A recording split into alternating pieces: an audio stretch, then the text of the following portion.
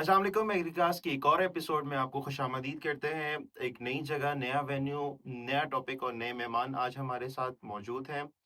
और आज हम यूनिवर्सिटी ऑफ एग्रीकल्चर फैसलाबाद में हैं और यहाँ पे एक हमारे साथ जो एनवायरमेंटल साइंटिस्ट एक मौजूद हैं। प्रोफ़ेसर भी हैं ये और काफ़ी सालों का इनका एक्सपीरियंस है इसी फ़ील्ड से। और ख़ास तौर पे आज हम जिस हवाले से बात करने जा रहे हैं वो है ये गैसेज़ का जो इख़राज है हमारी फ़िज़ा में, हमारे माहौल में। इसका क्या नुकसान हो रहा है? और ये जो फर्टिलाइज़ राइट पाकिस्तान है, ख़ास तौर पे इस प्रोजेक्ट के अंदर इस चीज़ पे इसको कंट्रोल करने के हवाले से या फिर क्या एक्सपेरिमेंट्स हो रहे हैं, तो बात करते हैं डॉक्टर साहब से। डॉक्टर आमिर अस्सलाम वालेकुम। वालेकुम अस्सलाम Ali. Thank you so much आपने अपना कीमती वक़्त निकाला और प्रोग्राम में हमारे साथ आप शरीक हुए। तो डॉक्टर साहब सबसे पहले जो है मैं नाज़रीन की इस तरफ थोड़ी-सी तवज्जो लेके आना चाहता हूँ कि ये जो हम बात करते हैं अक्सर ये जीएचजी गैस एमिशंस और नाइट्रोजन के हवाले से भी हम सुनते हैं। ये आखिर में क्या है? ये खतरा किस लेवल का है और हम इंसानियत को इससे क्या खतरा हो सकता है? जी, थैंक यू अली। बहुत ज़रूरी आपने जो है वो सवाल पूछा है और एक बहुत ब करंट जो हमारा मसला है वो यही चल रहा है हुँ, कि जो हमारे रूटीन के जो हमारे माहौल में जो मौसम होते थे, उनमें अब तब्दीली बहुत जो है ना वो अचानक आती है और कोई मौसम जो है हमारा थोड़ा जो है वो एक्सटेंड हो जाता है और कोई हमारे जो मौसम की जो नॉर्मैलिटीज़ हैं वो जल्दी जो है वो चेंज हो जाती हैं। ठीक है। और उनमें जो एक बड़ी रीज़न ये है कि जो हमारा एटमॉस्फेयर है, जो हवा है, उसमें गैसों का ना एक थोड़ा कह लें फ़िक्स तनासुब है। हुँ, वो फ़िक्स तनासुब जो है, वो मौसम के जो तब्दीली है, उसमें बड़ा ज़रूरी रोल प्ले करता है। जब उस फ़िक्स तनासुब में जो एक चेंज आती है थोड़ी-सी भी, उस चेंज की वजह से कुछ गैसेज़ की मिक़दार हवा में बढ़ती है। और उस हवा की में गैसेज़ की मिक़दार बढ़ने से जो है ना, वो जो ज़मीन का एक कुदरती तरीका है दर्जा हरारत को मेंटेन करने का, उसको एक यकसा रखने का, वो चेंज हो जाता है। जो हवा है वो फिर ज़्यादा जो है वो हरारत को जो है वो होल्ड करती है अपने अंदर और उसके हुँ, बाद जो है वो हवा जल्दी गर्म होती है और फिर उसके बाद ठंडा होने में उसको टाइम लगता है आसान ज़ुबान में। अच्छा, अब इसमें जो एक रोल है जिन गैसेस का ये जो ये काम करती हैं उनको हम जो है वो ग्रीन हाउस गैसेस कहते हैं। ठीक है। ग्रीन हाउस गैसेस कुदरती तौर पे भी हवा में पाई जाती हैं लेकिन जब उनकी मिकदार किसी भी इंसानी अमल से बढ़ती है तो फिर ये जो है जिस फिनोमेना को हम ग्लोबल वार्मिंग कहते हैं वो होता है। अच्छा, अब उन ग्रीन हाउस गैसेस में जो मेन गैस है वो कार्बन डाइऑक्साइड है जिससे हर बंदा वाकिफ है। कार्बन डाइऑक्साइड जो है कुदरती तौर पे हवा में जो है उसका एक मिकदार है। हुँ, हुँ, वो जो हमारी फैक्ट्रीज और गाड़ियों के चलने से उस कार्बन डाइऑक्साइड की जो अमाउंट है उसमें जो है वो बढ़ती है। लेकिन उसके साथ-साथ जो कार्बन डाइऑक्साइड के साथ दूसरी गैसेस जो हैं जो उससे थोड़ा ज़्यादा गर्मी बढ़ाती हैं वो ग्रीन हाउस गैसेस जो हैं वो मीथेन है और दूसरी जो है वो नाइट्रस ऑक्साइड है। अच्छा, अब ये जो फर्टिलाइज़ राइट पाकिस्तान प्रोजेक्ट है जो यूएसडीए की फंडिंग से और अकार्डा के ताउन से जो है वो चल रहा है उसमें जो एक मेन जो गैस जिसको हम देख रहे हैं वो नाइट्रस ऑक्साइड है। नाइट्रस ऑक्साइड क्यों हम देख रहे हैं मीथेन और कार्बन डाइऑक्साइड के मुकाबले में वो इसलिए क्योंकि फर्टिलाइज राइट पाकिस्तान का ताल्लुक पाकिस्तान की जो मेन इकोनॉमिक जो एक जो इनपुट है इकोनॉमिक जो इसमें एडिशन है इकोनॉमिक्स में वो एग्रीकल्चर की है। हुँ, हुँ, हुँ, और एग्रीकल्चर में जो ज़राअत में जो हमारा क्रॉपिंग सिस्टम है जिसमें हम जो है वो हमारी व्हीट के साथ डिफरेंट क्रॉप्स को जो है वो रोटेशन में लेके आते हैं, हुँ, उनमें सबसे जो जो एक ज़रूरी इनपुट है वो खादों का इस्तेमाल है। बिल्कुल, और खादों में भी फिर अगर हम देखें तो सबसे ज़्यादा जो खाद अप्लाई की जाती है वो यूरिया यूरिया, की खाद है। बिल्कुल, यूरिया खाद जो है वो हमें नाइट्रोजन देती है। नाइट्रोजन जो जब हम सॉइल के अंदर जो है यूरिया खाद या किसी भी नाइट्रोजनस सोर्स से डालते हैं तो वो नाइट्रोजन खाद जो है जब वो डिसॉल्व होती है डिसोसिएट होती है तो उसके बाद जो है वो एक नेचुरल प्रोसेस से वो सॉइल के अंदर साइकिल होती है। अच्छा, नेचुरल साइक्लिंग में वो जो यूरिया है उसमें से कुछ पौधे ने अपटेक करनी है, कुछ जो हुँ, ज़मीन हुँ, के अंदर माइक्रोब्स हैं उन्होंने यूज़ करनी है और उसके बाद कुछ नाइट्रोजन जो है उसने वापस सिस्टम में हवा में जाना है। अच्छा, हवा में जाने के लिए जब ज़मीन के अंदर जो है वो ऑक्सीजन की कमी होती है तो फिर हुँ, वो जो हुँ, नाइट्रेट सॉइल के अंदर होते हैं जो पौधे ने हुँ, अपटेक हुँ, करने हैं वो उसमें से एक जो प्रोसेस है उसमें वो नाइट्रस ऑक्साइड भी बनते हैं। अच्छा। नाइट्रस ऑक्साइड गैस इसलिए हम इस पे हम ज़्यादा जो है अब ज़्यादा फोकस कर रहे हैं एग्रीकल्चर के हवाले से, क्योंकि एग्रीकल्चर जो है वो मेनली रिस्पॉन्सिबल है सबसे ज़्यादा नाइट्रस ऑक्साइड एमिशंस के लिए पाकिस्तान। अच्छा। ग्लोबली भी है लेकिन पाकिस्तान में भी इसका मेजर जो हुँ, नाइट्रस हुँ। ऑक्साइड एमिशंस है वो एग्रीकल्चर सेक्टर से है। अच्छा, अच्छा। और नाइट्रस ऑक्साइड का कार्बन डाइऑक्साइड के मुकाबले में जो है अगर हम देखें तो वो हवा में जाके ज़्यादा green house gas effect cause करती है और ग्लोबल वार्मिंग कॉज करती है। अच्छा। क्यों करती है? वो इसलिए करती है क्योंकि जो नाइट्रस ऑक्साइड गैस है ये हवा में जो है वो कई दहाइयाँ 100 साल से ज़्यादा एक दफ़ा हवा में चले जाए तो इसकी उफ़! जो रिटेंशन है जो मौजूद रहती है वो 100 साल से ज़्यादा है। और 100 साल से ज़्यादा रहने का नुकसान फिर दूसरा ये है कि इसमें जो है वो हवा में से जो हीट है, तो हुँ, जो हुँ। जो जो गर्मी है उसको एब्ज़ॉर्ब करने की जो एबिलिटी है वो कार्बन डाइऑक्साइड के मुकाबले में 273 गुना ज़्यादा है। उफ़! 273 गुना मतलब ये है कि एक मॉलिक्यूल जो नाइट्रस ऑक्साइड का है वो 273 मॉलिक्यूल्स ऑफ कार्बन डाइऑक्साइड के के बराबर जो है वो हीट को होल्ड करता है। उफ़ तो अल्लाह! इसका मतलब ये है कि जब गर्मी पड़ती है तो वो जो दर्जा हरारत जो ज़मीन का वापस जो हुँ, कुछ जो एटमॉस्फेयर से जो है रिलीज होके बाकी स्पेस में जाना है वो ये गैसेस वहीं पे उनको रह होल्ड जाता करती है। हैं। तो इसी वजह से हम देखते हैं कि जब टेम्परेचर जो है फॉर एग्जांपल आजकल अगर आप देखें हुँ, तो अब टेम्परेचर जो है अगर वो एक्चुअल आप उसको मॉनिटर करते हैं तो आपको शो हो रहा होता है कि 39 40 41 जी। लेकिन इट फील्स लाइक बिल्कुल 49 50। बिल्कुल ऐसे ही, इसमें बिल्कुल। एक रोल तो हवा में नमी का है। नमी जो है मॉइस्चर वाटर वेपर भी as a green house effect cause करता है। एग्ज़ैक्टली। लेकिन इसको मजीद जो सिचुएशन को ख़राब करने में जो रोल है वो इन गैसेस का है, ग्रीन हाउस गैसेस का। तो जो फर्टिलाइज राइट पाकिस्तान प्रोजेक्ट है उसमें हम ये देख रहे हैं कि जो किसान भाई हमारे खादों का इस्तेमाल कर रहे हैं और उसमें जिस तरह पहले जिक्र किया कि यूरिया खाद जो है वो हुँ, ज़्यादा इस्तेमाल हो रही है।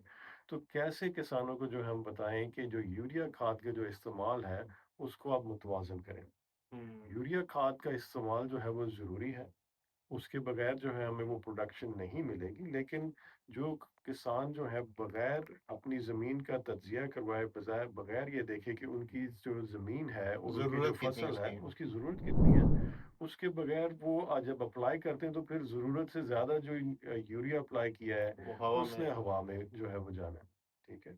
तो इस वजह से जो है ये फर्टिलाइज़ राइट पाकिस्तान में जो यूनिवर्सिटी ऑफ एग्रीकल्चर फैसलाबाद में से हुँ, हम जो एक काम कर रहे हैं प्रोग्राम में बाकी पार्टनर के साथ, एक तो हम जो हमारा खादों का मुतवाज़न इस्तेमाल करने के लिए हमने एक जो है वो फर्टिलाइज़र मैनेजमेंट का मॉडल बनाया हुआ है। हुँ, हुँ। उसको किसानों को जो है वो प्रमोट कर रहे हैं कि आप इसके ज़रिए जो है वो अपनी पहले ज़मीन का तज्ज़िया करवाएँ। महकमा ज़राअत के जो डिफरेंट लेबॉरेटरीज़ हैं वहाँ से, जो ठीक कि है। इंतहाई आसान और सस्ता है उनके लिए।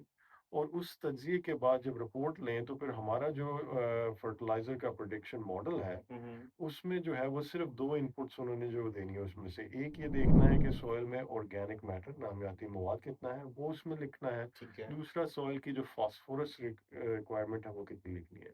तो अपने ज़िले को जो है वो मुंतखब करके ये दोनों चीज़ें अपनी फसल को बताएँगे कि अगर गंदम की फसल उन्होंने अब लगानी है, तो उसमें जो है वो ज़मीन में नामियाती मवाद जो है फॉर एग्ज़ाम्पल वो कहते हैं कि इशारिया 6% है। हुँ, हुँ। और वो जो फास्फोरस है वो कहते हैं कि 11 पीपीएम है। ठीक है। ये 2 चीज़ें इनपुट करने के बाद तीसरी चीज़ सिर्फ़ उसमें जो है वो मॉडल को ये बतानी है कि जी मुझे पैदावार कितनी चाहिए। अच्छा। पैदावार जो है अगर फार्मर कहता है कि मैं जो है वो इस साल थोड़ा-सा मैं हालात मुआशी बेहतर है, मैं हुँ, अफ़ोर्ड हुँ। करता हूँ, मैंने पैदावार जो है वो 50-55 मन लेनी है, हुँ, हुँ। तो वो उतनी बताएगा। अगर वो कहता है कि इस साल जो है वो खाद जो है मैं कम लेने की मेरी सकत है, तो मैं हुँ। थोड़ी पैदावार जो है वो अपनी जितनी ले रहा हूँ या उससे थोड़ा कॉम्प्रोमाइज़ करना चाह रहा हूँ, वो कहता है कि मैंने 40 मन लेनी है या 45 मन लेनी है, वो उसमें उसको बताएगा मॉडल को।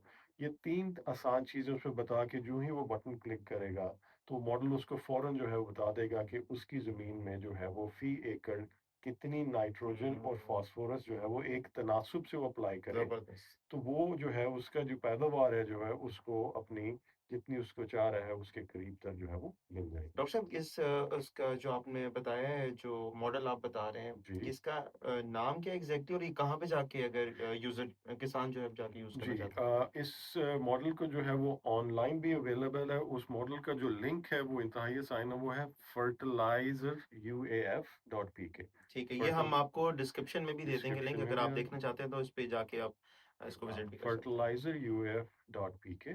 और दूसरा जो है हमने उसकी जो है वो एक गूगल प्ले स्टोर पे ऐप भी डेवलप की अच्छा, है और ज़बरदस्त, उसका नाम ज़बरदस्त। जो है वो फर्टिलाइज राइट है। तो फर्टिलाइज़ राइट है। जैसे जो है वो अब सोशल मीडिया में अब जो है वो स्मार्टफ़ोन सबके पास हैं। हुँ, हुँ। तो अगर वो ईज़ी समझते हैं तो वो ऐप डाउनलोड करके किसी टाइम भी उसको जो है वो यूज़ कर सकते हैं। ओके, और अगर वो कंप्यूटर में बैठे हैं या वो वेब पेज से लिंक करना चाह रहे हैं तो हमारे वो उस लिंक को यूज़ करके उस पे यूज़ कर सकते हैं। तो ये जो फर्टिलाइज़ राइट पाकिस्तान जो प्रोजेक्ट है, इसमें एक तो हमारी ये जो टेक्नोलॉजी है इसको हम इंट्रोड्यूस फार्मर्स को कर रहे हैं जो इंतहाई आसान है। दूसरा बाकी प्रोडक्ट्स भी टेस्ट कर रहे हैं। हुँ, हुँ, जिस तरह जो है वो अगर फर्टिलाइज़र वो यूरिया इस्तेमाल कर रहे हैं तो उसके साथ कुछ जो है नाइट्रोजन की रिक्वायरमेंट हुँ। वो ऑर्गेनिक कोई सोर्सेज़ से जैसे बायो फर्टिलाइज़र है, जैसे अच्छा, कंपोस्ट है, जैसे यस। ग्रीन मैन्योरिंग है, उसका इस्तेमाल करें। उससे होगा ये कि जो नाइट्रोजन उधर से उनको मिलती है वो स्लो रिलीज़ होती है। हुँ, हुँ, वो इतनी जल्दी सिस्टम में वापस नहीं जाती, थोड़ा हुँ। उसकी स्टेबिलिटी बेहतर रहती है, तो वो फिर जो कंट्रीब्यूशन यूरिया की है, उसको जब वो कम करते हैं, तो ओवरऑल जो माहौल में नाइट्रस ऑक्साइड गैस जानी है, वो कम होती कम है। हो जाता तो इम्पैक्ट ओवरऑल प्रोजेक्ट का ये है कि हम जब ये टेक्नोलॉजीज़ किसानों को मुतारफ़ कराएँ, जिससे वो यूरिया का मतवाज़न इस्तेमाल करें ताकि उनकी पैदावार जो है, वो ना कम हो बल्कि थोड़ी बेहतर हो जाए या ज़्यादा बेहतर हो जाए। वो डिपेंड करता है फार्मर की जो लोकेशन पे हुँ, और बाकी माहौल जो उस टाइम पे जो एनवायरमेंटल कंडीशंस बनती हैं। बिल्कुल, लेकिन वो पैदावार कॉम्प्रोमाइज़ किए बगैर यूरिया का मतवाज़न इस्तेमाल करके जो एग्रीकल्चर से नाइट्रस ऑक्साइड एमिशंस हैं, उनको जो है वो कम किया बिल्कुल जाए। सर, बिल्कुल इस तरफ मेरे ख़्याल से हम सबको तवज्जो देने की ज़रूरत है क्योंकि हम लोगों ने अभी सोशल मीडिया पे भी आप लोगों ने देखा होगा कि यूरोप में क्या हाल हो रहा है।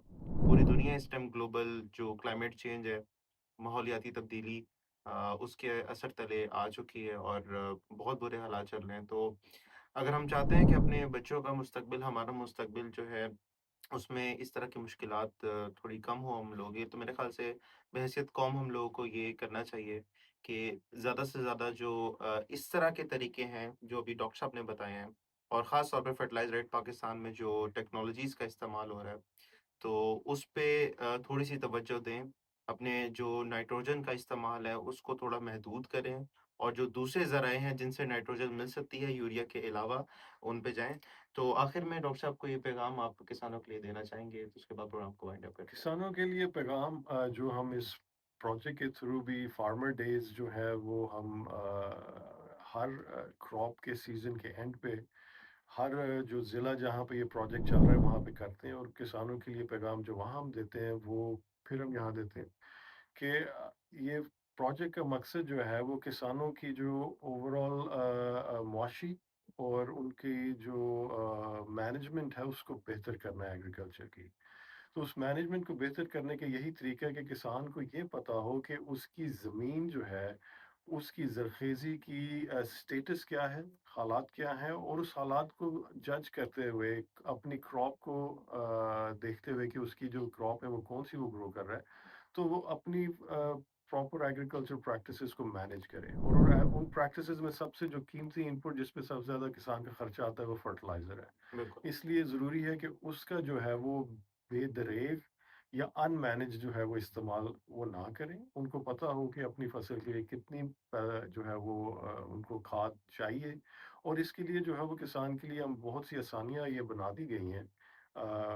जिसमें ये फर्टिलाइज़र यूएफ मॉडल भी है कि आप जो है वो देख के अपनी जो है पैदावार के लिए नाइट्रोजन और फास्फोरस को बैलेंस कर लें ताकि आपका जो है वो इन खादों का ज़िया ना हो, आपकी पैदावार भी जो है वो ठीक रहे और आपका जो खर्चा है वो भी जो है वो कम हो जाए। ठीक है जी। बहुत शुक्रिया डॉक्टर साहब। Thank you. वीडियो पसंद आई है आपको तो लाज़मी वीडियो को लाइक करें। कोई भी आपका सवाल है इस मॉडल के हवाले से या फिर किसी भी हवाले से अगर आपका कोई इस प्रोग्राम के हवाले से कोई सवाल है तो ज़रूर कमेंट्स में हमें बताइएगा। इंशाल्लाह अगले किसी वीडियो में आपसे मुलाकात होगी। अपना ख़्याल रखिएगा। अल्लाह हाफ़िज़।